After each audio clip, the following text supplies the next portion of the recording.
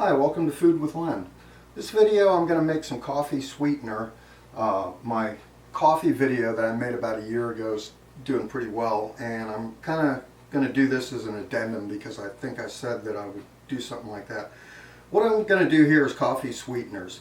These bottles right here of coffee sweetener that you buy in the grocery store, or you can get them at your local Starbucks or coffee house, generally cost $6 to $10.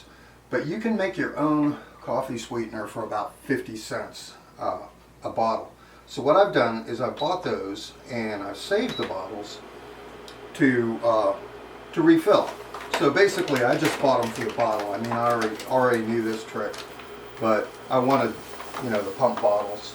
So I got a few of those and keep them in the fridge.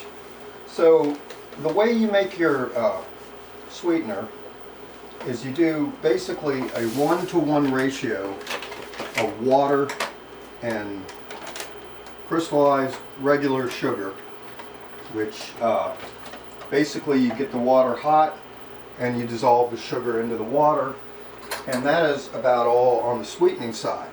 Now for flavors, you can use any kind of flavor you like. I like vanilla.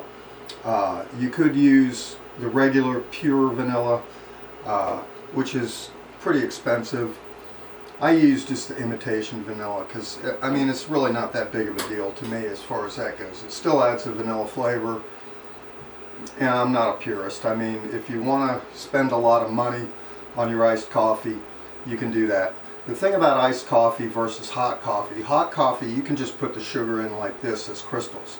But if you have iced coffee and you add the sugar in after you've made the iced coffee, which I make mine black and leave it that way because I have one of those little, let me show you. It's already a hassle to clean this, so I don't really want to have to worry about, sugar gumming up the spout or any of that. So I just make mine basic, unsweetened. I don't add any milk or cream to this. I do that when it gets to the cup. So anyway, my water's starting to heat up. So I'll just go ahead and add my sugar, like so, and I'll just mix this. And basically what you want to do is you want to mix this until it is completely dissolved and you see no more solid. It should just look like water at that point. Now with the sugar amount, you can actually go up to 1.5 cups if you want to on the sugar. So while that's heating up and dissolving, let me get into something about these bottles.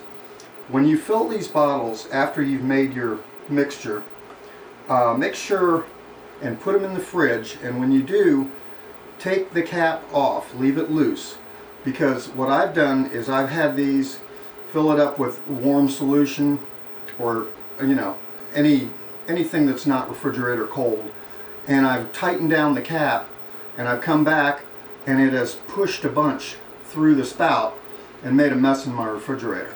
So you want to get the spout cold too. I mean, you could leave it out and put it in the refrigerator like this. Fill it up so that you have enough room when the spout displaces the water so that you don't overflow. And that is about it. So my sugar is dissolving. Alright, my sugar has dissolved, so I have basically a